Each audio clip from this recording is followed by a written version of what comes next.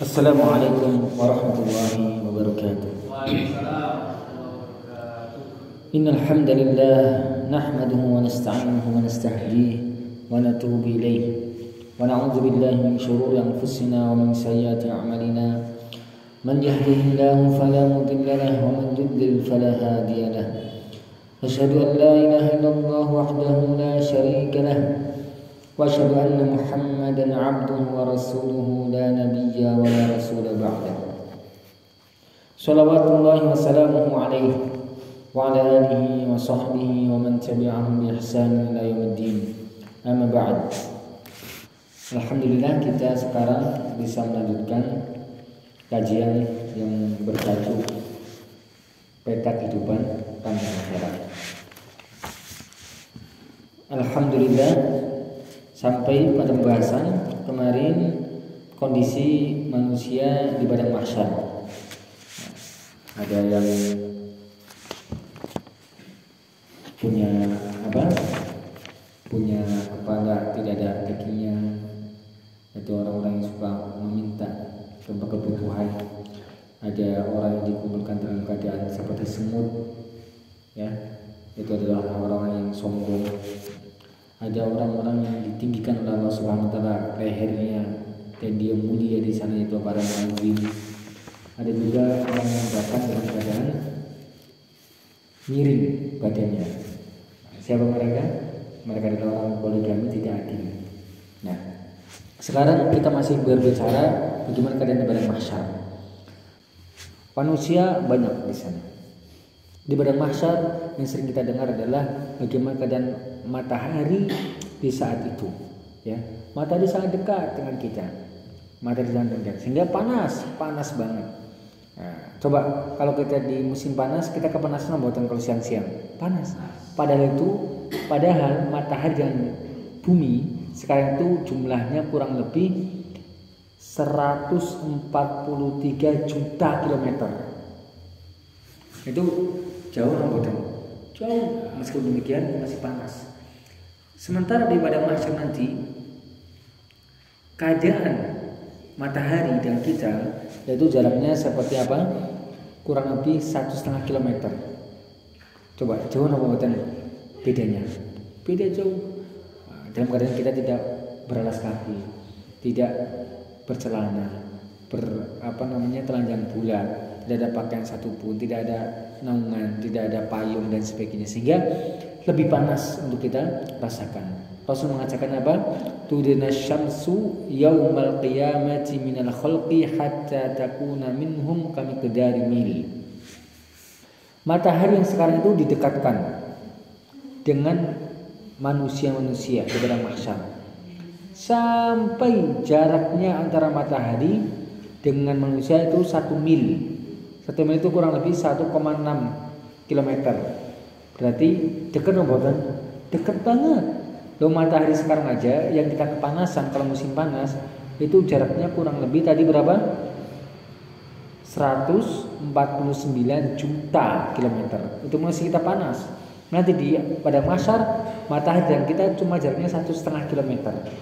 Bagaimana dahsyatnya saat itu, ya. Sehingga orang-orang yang ada di padang mahsyar dia akan keluar keringat dari tubuh mereka karena kepanasan. Ada sebagian mereka itu ada yang keringatnya sampai mata kaki, ya. Tergantung dosanya, tergantung amal kebaikan. Kalau dosanya sedikit ya sedikit.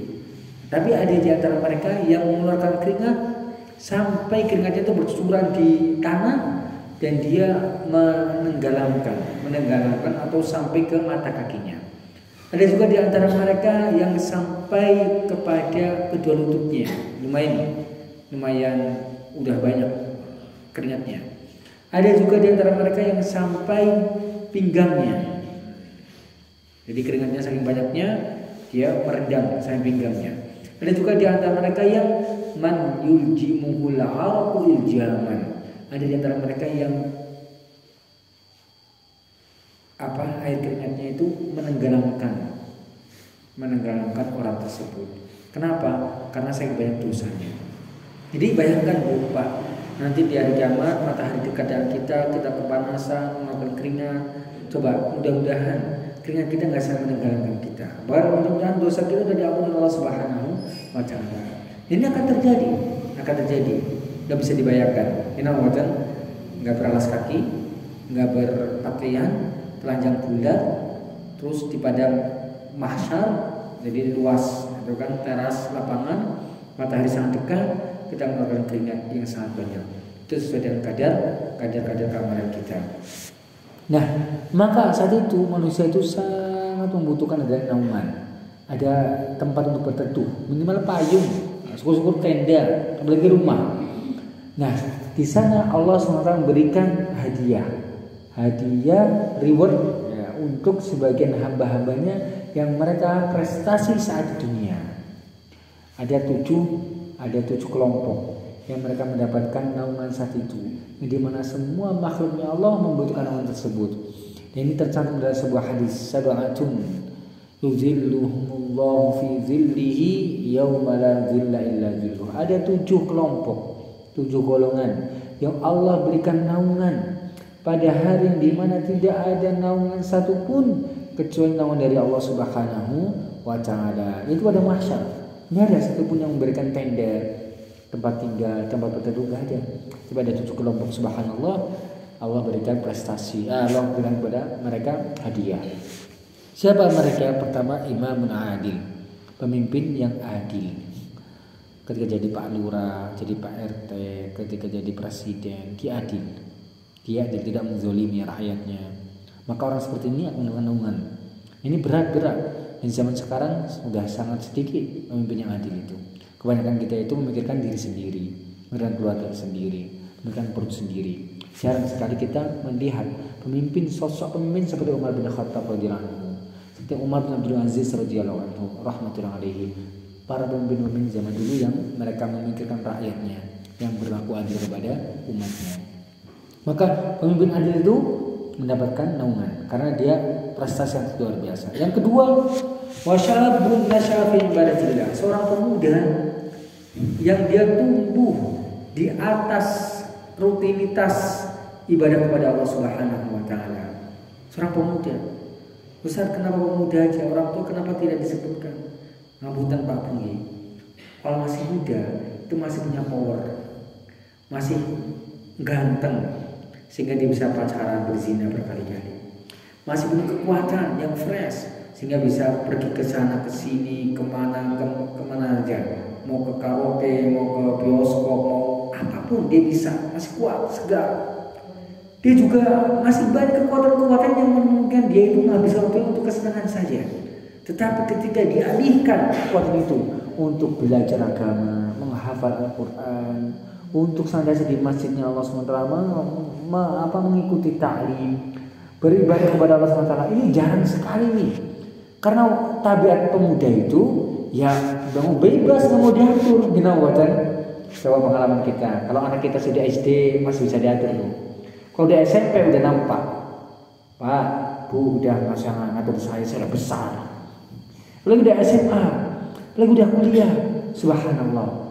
Sama orang tuanya nggak mau diatur, lagi sama Allah Subhanahu wa Ta'ala yang nggak nampak. Nah, ini terjadi. Maka kalau ada seorang pemuda yang dia menghabiskan waktunya untuk beribadah kepada Allah, baik untuk menghafal Quran, untuk mengkaji kitab-kitab Allah Subhanahu wa Ta'ala, mengkaji ilmu-ilmu Islam, menghabiskan waktu di masjidnya Allah SWT, beribadah kepada Allah SWT, maka orang seperti ini wajar mendapatkan privilege, mendapatkan reward, mendapatkan hadiah. Wajar banget. Kenapa orang tua tidak disebutkan? Karena orang tua itu bisa wajar juga untuk dia beribadah kepada Allah SWT. Bahasa kita itu, ya kita udah merasa udah sepuh lah. Ya, kekuatan saya udah gak bisa, mau zina juga gak ada perempuan yang mau sama saya. Udah ompong giginya, mau pergi kemana-mana udah nggak ada kekuatan, nggak ada daya menarik dan sebagainya, sehingga udahlah daripada nganggur saya ke masjid, biasanya gitu. Sehingga seorang pemuda ini berbuat taufik dari Allah SWT. Kalau kita masih anak-anak, masih punya anak-anak, maka manfaatkan masa muda itu, masa yang sangat sangat mahal, berharga bagi dia, tidak akan bisa kembali kepada fase kehidupan setelahnya. Sehingga orang-orang pemuda saya nasihatkan para pemuda dan pemudi, termasuk diri saya masih muda. Nah, muda itu umurnya dari bawah sampai berapa Bu? Muda itu dia dari balik sampai umur 40 tahun itu muda. Kalau di atas 40 udah tua kan? Udah tua, di atas 40. Nah, di atas 40 itu udah tua. Kalau dari balik kurang lebih umur 10, 15 sampai 40 itu dia itu masih muda. Nah, ini umur yang sangat kuat, powernya luar biasa. Nah, luar biasa. Kalau udah tua bukan masa muda lagi. Baik. Jadi yang kedua itu adalah pemuda yang tumbuh di atas ketaatan kepada Allah Subhanahu wa taala. Semoga Allah berikan kita hidayah taufiknya, semoga Allah menghidupkan hati-hati para pemuda-pemudi kaum muslimin sampai sekarang untuk senantiasa beribadah kepada Allah Subhanahu wa taala. Yang ketiga, wa rajulun qalbuhu mu'allaqun fil masajid. Dan seseorang yang hatinya senantiasa terpaut dengan masjid-masjid Allah Subhanahu wa taala. Dan ini bukan hanya untuk pemuda, orang tua juga, anak kecil juga. Siapapun yang di hatinya senantiasa menunggu waktu azan, menunggu waktu jadwal pengajian, dia selalu berniat untuk senantiasa ke masjid, dia terpaut dengan masjid, maka berbahagialah. Jadi ada indikasi, ada ciri-ciri dia akan mendapatkan dari Allah Subhanahu wa taala.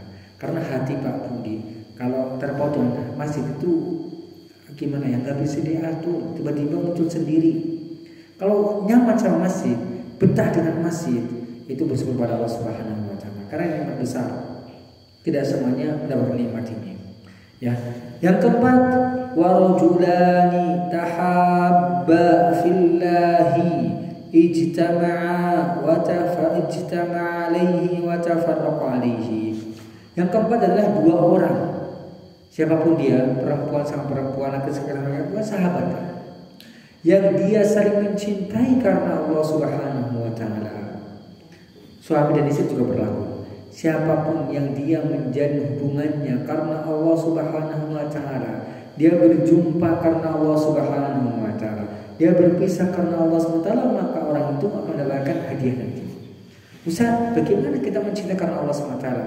Dia mencintai karena Masya Allah, si fulan ini taat kepada Allah SWT, soleh, sehingga saya betah dengan dia, saya ingin bersama dia, ingin bersahabat dengan dia. Oh masalah fulanah, dia solehah, maka saya menikahi dia, dan sebagainya. Itu karena Allah SWT. Bukan sementara karena kegantengan, kecantikan, jabatan, harta. Enten buatan kita, oh dia karena jabatannya tinggi saya dekati dia. Ada buatan, ada, ini bukan karena Allah SWT. Karena dia orang kaya raya, saya ditraktir, saya pengen sahabat sama dia. Dia bukan karena Allah Subhanahu wa taala. Tapi kalau dia melihat kesolehannya, ketaatan kepada Allah, maka dia ingin bersamanya. Maka inilah cinta karena Allah Subhanahu wa taala. Ya kita koreksi. Kita memilih sahabat, teman dekat ini karena Allah SWT bukan. Nah, pilihlah karena Allah Subhanahu wa taala. Orang yang mencintai karena Allah Subhanahu wa taala, maka dia nanti akan dibangkitkan oleh Allah Subhanahu wa taala dan memiliki apa? Naungan di pada mahsyar. Tempat berteduh yang sangat dibutuhkan sama kita semuanya. Yang kelima, wa rajulun da'athu imra'atun dzatu mansibin wa jamalin faqala inni akhafu Allah. Yang kelima, seorang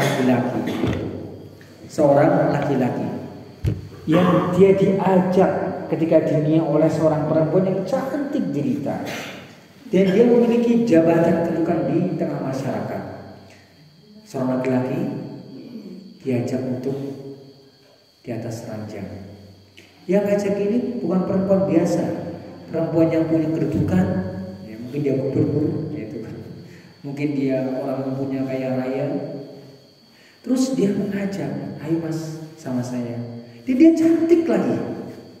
Terus laki-laki ini subhanallah mengingat bahwasannya ini ada perbuatan yang diharamkan Allah SWT. Dia mengatakan inni akhafullah. Enggak. Sesungguhnya saya takut kepada Allah Subhanahu wa taala. Saya tahu ini akan mendatangkan murka dari Allah Subhanahu wa taala, maka aku pun menolaknya. Orang seperti ini Pak Bu, berat apa badan? Berat. Apalagi masih muda, apalagi masih jomblo, terlebih lagi berat banget. Diajak sama perempuan yang cantik, punya duit, punya kedudukan, punya posisi, dia nggak mau. Ini berat sekali. Makanya Allah SWT suka sama orang seperti itu. Dan nanti pun di padang mahsyar berhak mendapatkan hadiah berupa naungan, sehingga tidak kepanasan walaupun matahari dekat dengan dia. Yang keenam, warujulun tasaddaqa bisadaqatin fakhfaha hatta la ta'lama shimaluhu ma tunfiqu yaminuhu. Yang keenam, seorang laki-laki. Ini perempuan juga berlaku. Seseorang yang dia pernah bersedekah. Walaupun cuma 10.000. Bersedekah untuk apa? Yang mungkin dia lihat ada orang yang butuh makan. Ini untuk makan. Mungkin dia bersedekah untuk orang yang tidak mampu. Dia butuh banget untuk sekolah, dia bersedekah. Bersedekah untuk apapun, ya. Terus dia menyembunyikan sedekah tersebut, Gak ada satupun yang tahu kecuali Allah Subhanahu Wa Taala. Bahkan istrinya pun gak tahu. Jangankan istri atau suaminya, teman dekatnya, gak ada yang tahu. Bahkan tangan kirinya aja tidak tahu yang disedekahkan oleh tangan kanannya. Artinya apa? Dia sangat menjaga merahasiakan sedekah itu. Orang seperti ini nanti mendapatkan naungan dari Allah SWT, mendapatkan privilege, mendapatkan hadiah dari Allah Subhanahu Wa Taala sangat besar. Zaman sekarang, subhanallah, sedekah aja di video. Kita akan memberikan sedekah kepada masyarakat Sumber Harum Wonosalam. Di-upload di media sosial, di YouTube.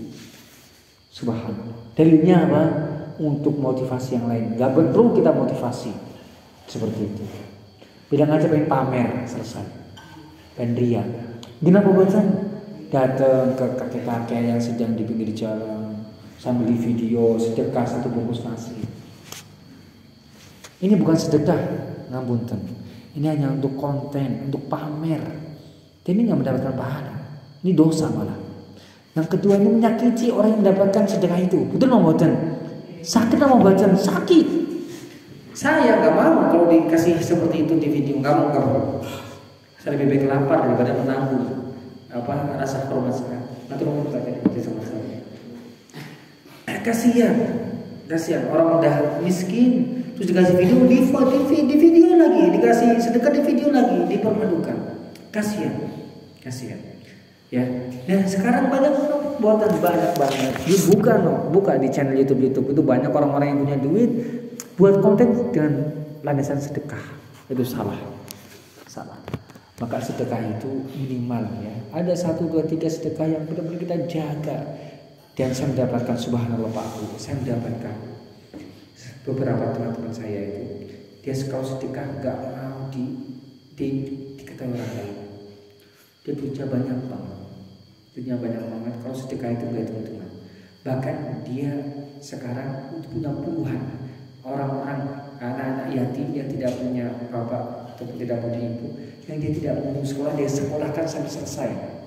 Dan saya berusaha untuk mencari tahu siapa mereka untuk saya bimbing. Mereka mengatakan mungkin sudah tidak usah. Jadi nggak pernah cerita sama sekali. Subhanallah. Dia pernah punya pembantu ini karena sudah sepuh maka dia selesai masa jabatannya. Tapi sampai meninggal dia kasih uang bulanan dan gak ada seperti yang tahu. Subhanallah. Dan banyak sekali dia sedekah-sedekah yang tidak pernah satu kali pun dia cerita. Subhanallah. Nah, ini saya mendapatkan orang seperti itu. Nah, orang seperti ini kita berharap kepada Allah SWT agar diterima amalan baiknya dan diberikan naungan dari Allah Subhanahu Wa Taala. Dan orang seperti ini orang yang istiqomah biasanya, orang yang benar-benar istiqomah. Jadi masih banyak di sana, walaupun zaman sekarang, dan mereka tidak gampang. Dan alhamdulillah saya diperlihatkan oleh Allah suatu kaum orang-orang yang model seperti itu, nggak pengen diketahui satu orang pun dalam sedekahnya, walaupun sedekahnya 100-an juta Pak. Yang bukan 10.000, 20.000, lebih ratusan. Subhanallah. Dan saya tahu sendiri. Subhanallah. Semoga Allah memperbanyak orang seperti itu. Nah, kalau kita sedekah 10.000 aja udah curhat. Nyamannya, alangkah bahagianya ketika kita mensedekahkan kepada orang lain yang terang-terangan. Pengalaman saya kemarin saya berikan 10.000 dijadikan status. Nggak perlu. Cuma 10.000 pamer lagi. Nah, ini saya katakan seperti ini karena banyak sekali zaman sekarang membuat konten dengan landasan sedekah. Itu salah. Satu, gak diterima di sisi Allah SWT. Yang kedua, menyakiti orang dengan sedekah itu, menyakiti Pak Bu. Cuma mereka gak berani ngomong. Kenapa? Mereka butuh itu. Mereka butuh. Ya, maka kita tegaskan untuk orang seperti itu segera bertobat kepada Allah, menghentikan konten seperti itu. Gak ada faedahnya. Bahkan itu membodohkan para pemirsa, ya, para penonton, para viewers. Baik. Yang terakhir, yang ketujuh, warajulun zakarallaha khaliyan fafadat ainah. Seseorang yang dimana dia mengingat Allah Subhanahu wa taala dengan berdoa, dengan berzikir dan merenungi nikmat-nikmat Allah, ya, dia meminta kepada Allah khaliyan dalam badan sendiri, tidak di keramaian orang. Mungkin di sepertiga malam atau mungkin di mobilnya sambil ya Allah, betapa banyak saya dosa-dosa kepadamu, betapa banyak nikmat-nikmat yang Kau berikan kepadaku, betapa banyak hak Engkau yang aku sepelekan. Ya Allah, aku meminta kepadamu ampunan. Dia memikirkan tentang Allah SWT sampai dia mencucurkan air matanya. Tidak ada satu yang tahu kecuali Allah Subhanahu wa taala. Karena sepertinya akan mendapatkan dari Allah Subhanahu wa taala. Itulah 7 golongan yang mereka mendapatkan nama dari Allah SWT, yang di mana saat itu orang sangat membutuhkan nama dari Allah Subhanahu wa taala karena matahari sangat dekat 1 mil. Tadi 1 mil berapa kilometer? 1,6 kilometer kurang lebih. Itu sangat panas, sangat dahsyat. Terik matahari luar biasa. Tanpa pakaian kita tanpa pakaian. Itu sangat butuh. Itu bukan cuma 1 hari Pak Bu. 1 harinya saja itu seperti merasa 50.000 tahun di sana. Fi yaumin kana miqdaruhu 50,000 sana. 1 hari setara dengan 50.000 tahun. Coba kalau ada setahun di sana, dikalikan saja. Subhanallah. Dan itu pasti akan terjadi, Pak. Ini bukan khayalan, bukan dongeng. Ini pasti akan terjadi. Pasti akan. Kenapa? Karena berita ini datang dari Rasulullah SAW. Yang Rasulullah SAW adalah Nabi dan Rasul yang menyampaikan wahyu dari Sang Tuhan, dari Allah Subhanahu wa taala. Maka saat itu keadaan orang yang mendapatkan naungan dari Allah SWT, mendapatkan teduhan, ya, seperti hotel, nyaman, hotel nyaman, seperti ya biasa. Tapi yang tidak mendapatkan naungan, mereka tersiksa banget, sampai mereka pun ya merasa hampir mati, ya, payah. Nggak akan mati mereka, tapi payah sekali, luar biasa, susah, payah, sengsara, sedih. Nggak bisa diterjemahkan. Nggak ada air minum lagi, nggak ada makanan, nggak ada cemilan, cuma berdiri nunggu apa? Nunggu waktu persidangan. Bukan nunggu surga, nunggu disidang aja oleh Allah Subhanahu wa taala. Coba bayangkan Pak, ini saya pakai analogi biar lebih bisa dipahami. Kita diundang sama hakim di mahkamah agung. Kita datang nih berkumpulan. Kita mau dihakimi karena ada masalah dengan pihak B misalnya. Sampai sana ternyata jam 10 siang.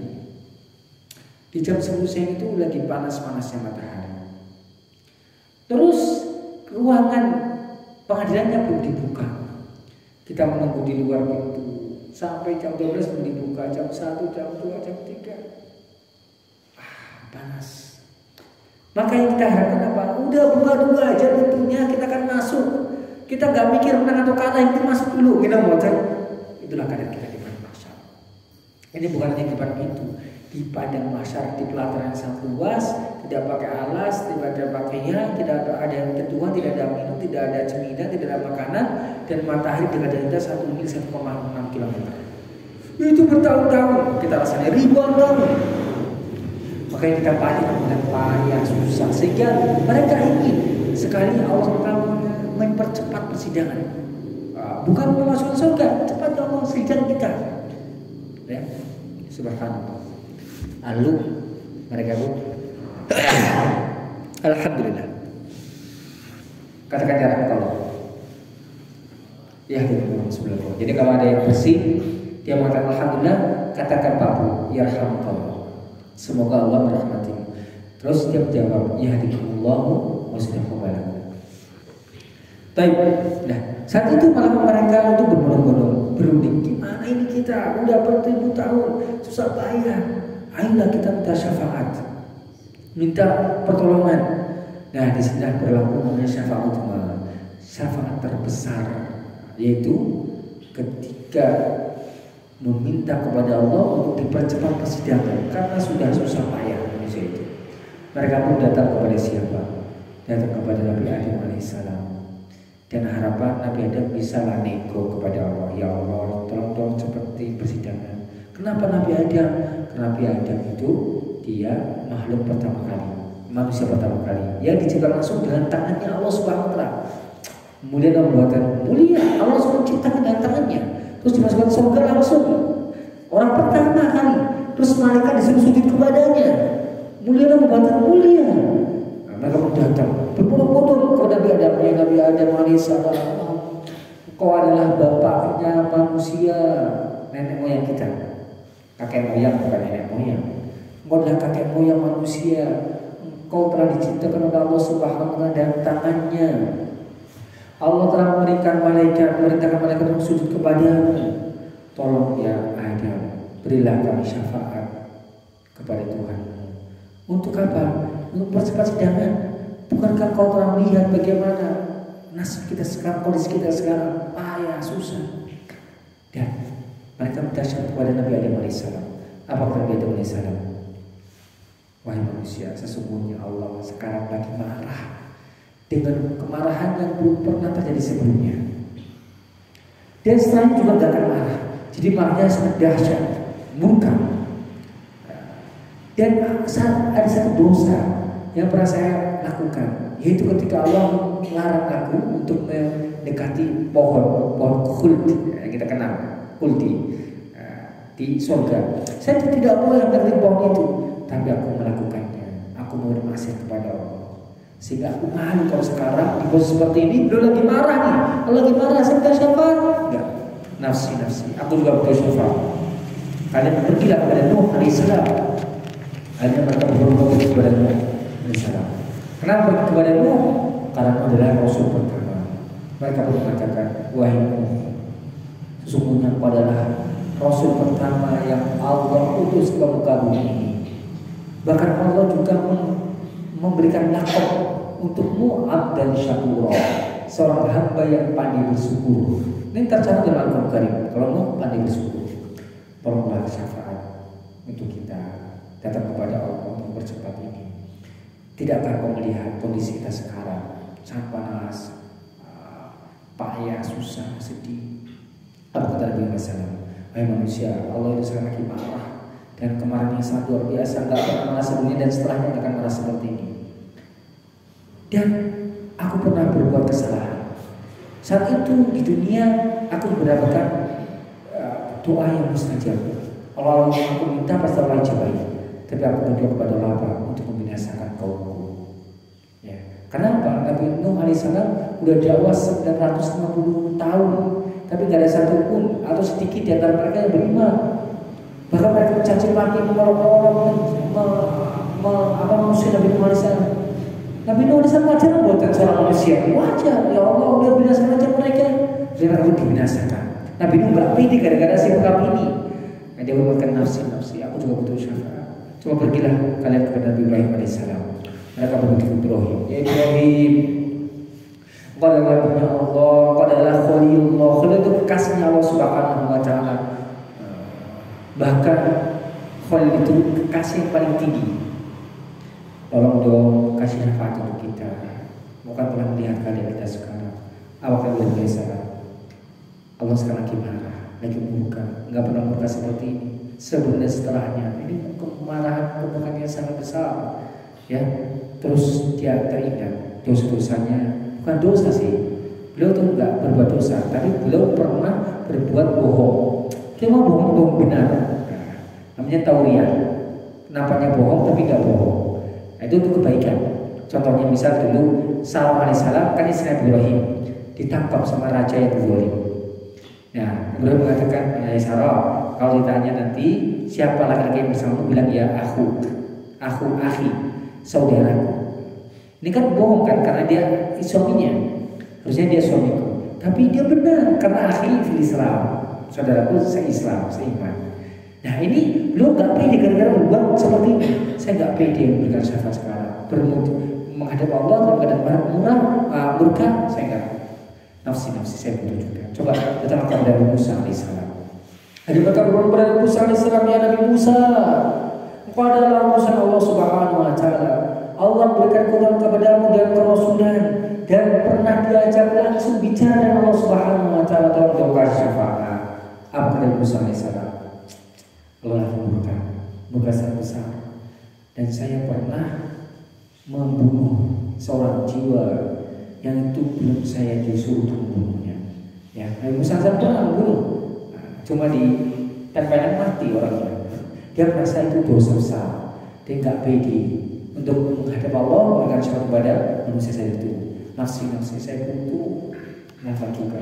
Coba berilah kepada Nabi Isa alaihissalam. Mereka berdoa kepada Isa alaihissalam, ya Nabi Isa, sesungguhnya kau adalah Rasulullah, utusan Allah SWT, dan kau telah diberikan mukjizat oleh Allah SWT untuk bisa berbicara keadaan masih bayi. Dan dia muliakan sama Allah SWT. Tolong doakan syafaat kita. Dia mengatakan Allah lagi marah nih, lagi murka, saya nggak bisa. Dia tidak mendapatkan dosa, tetapi dia nggak pede. Pergilah kepada Muhammad. Hanya mereka semua berdoa kepada Muhammad alaihissalam. Langsung dia mengatakan, wahai Muhammad, Rasulullah adalah utusan Allah Subhanahu Wa Taala, penutup para nabi. Allah telah mengampuni dosa-dosamu yang akan datang punya sudah berlalu. Tolong syafaat untuk kita. Bukankah kita melihat keadaan kita sekarang, kondisi yang sangat parah seperti ini? Maka Rasulullah SAW dengan pedenya menghadap Allah Subhanahu Wa Taala. Dia datang pergi ke bawah arsy singgasana Allah Subhanahu Wa Taala. Terus dia bersujud kepada Allah Subhanahu Wa Taala. Di saat sujud Allah memberikan ilham kepadanya untuk bisa memuji Allah SWT dan pujian-pujian yang belum pernah diberikan kepada orang lain. Jadi kita memujikan biasa, alhamdulillahirabbil alamin, semua segala puji bagi Allah, itu kan. Innal hamdalillah nahmaduhu wa nasta'inuhu. Kita pujian, tapi saat itu Rasulullah memuji Allah SWT dan pujian-pujian yang belum pernah orang melakukannya. Itu karena ilham dari Allah SWT. Setelah memuji Allah Subhanahu Wa Taala, terus Allah mengatakan, ya Muhammad, wahai Muhammad, irfa' rasak, angkat kepalamu sekarang, angkat. Sal tu'ta, minta apapun kamu akan diberi. Isfa' syafa', minta syafaat, aku akan berikan syafaat. Langsung Rasulullah SAW mengangkat kepalanya dan minta syafaat untuk umat. Akhirnya Allah SWT mengabulkan syafaat Rasulullah SAW, maka dibukalah pintu persidangan. Itulah namanya syafaat uzma, syafaat yang terbesar yang akan diberikan Rasulullah SAW. Semoga Allah berikan kita hidayah taufiknya, berikan Rasulullah khatimah, lalu berikan kita syafaat Rasulullah SAW di hari kiamat nanti. Sudah masuk isya? Sudah masuk. Kita sebutkan sampai sini. Kita semoga berdoa Allah SWT yang boleh bantu sabit quluban ala dinik wa ya musarrifal qulub sarrif quluban ala taatik. Semoga Allah meneguhkan hati kita di atas agamanya, di atas syariatnya, dan semoga Allah memalingkan hati kita di atas ketaatan kepada Allah Subhanahu Wa Taala. Allahumma inna nas'aluka husnul khatimah wa na'udzubika min su'il khatimah. Ya Allah, kami mohon kepadamu untuk diberikan husnul khatimah dan kita berdoa kepadamu dari su'il khatimah. Ya Allah, ya Rabbana, Allahumma Rabbana atina fid dunya hasanah wa fil akhirati hasanah wa qina adzabannar. Ya Allah, berilah kami kebaikan di dunia dan berilah kami kebaikan di akhirat. Ya Allah, kumpulkanlah kami di surga-Mu sebagaimana Kau kumpulkan sekarang di Masjid Ar-Rahmah. Amin ya rabbal alamin. Subhanallah wa bihamdika, asyhadu an la ilaha illa anta, astaghfiruka wa atubu ilaik. Assalamualaikum warahmatullahi wabarakatuh.